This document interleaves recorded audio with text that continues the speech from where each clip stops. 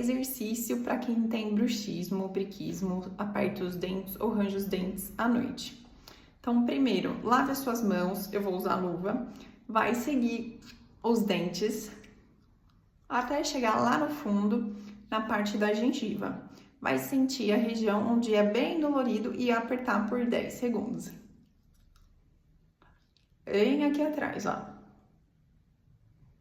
10 segundos, soltou. E aí vai para a lateral, fecha a boca. Vai encontrar uma região rígida e dolorida também. Vai apertar 10 segundos.